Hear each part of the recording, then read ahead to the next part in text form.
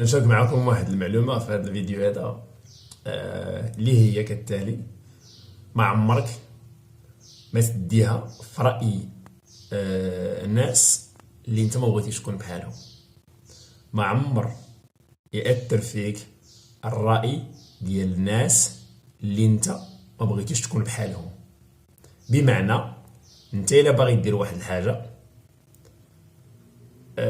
ما تقولش راه فلان ولا راه يقدر يقولوا عليا ولا راه يقدروا يهضروا عليا مثلا بواحد الطريقه معينه. هذوك الناس اللي غيهضروا عليك او لا هذوك الناس اللي انت خايف من نظرتهم لداك الشيء اللي باغي دير، الا ما كنتيش انت باغي تولي بحالهم ما تسوقش ليهم.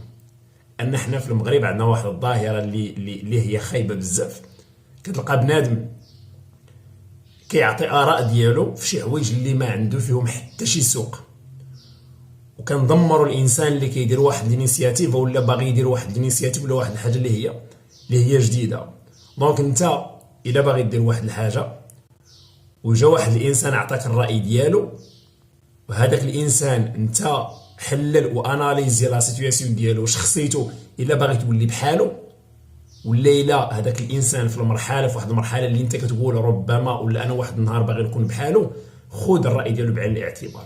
ولكن الا كان هذاك الانسان اللي عاطيك هذاك الراي هو اصلا براسو فاشل وما داير والو في حياته وما مطفرو وكيقيل فقط نهار ومطره هو كيهضر في عباد الله وهو عايش واحد الحياه اللي انت ما باغيش تعيشها، ما تسوقش الراي ديالو.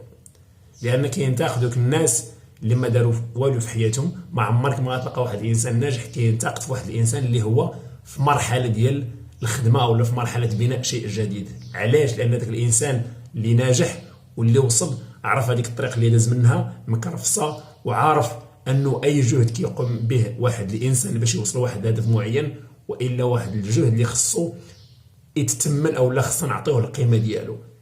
دونك ما عمرك ما غتلقى انسان ناجح في حياته كينتقد ولا كيهرس ولا كينقص من قيمه واحد الانسان اللي كما تنقولوا في مرحله البناء ولا راه يفشل باش ولا خدام تيدير واحد الحاجه باش يوصل للاهداف ديالو. دائما يتم الانتقاد ديالك من طرف ناس اللي ما دايرين حتى حاجه في حياتهم وما دايرين حتى وزه في حياتهم وفاشلين وفاقدين الامل في حياتهم، والغرض ديالهم من هذاك الانتقاد هو يجروك لهذاك المستنقع اللي هما عايشين فيه. تحياتي.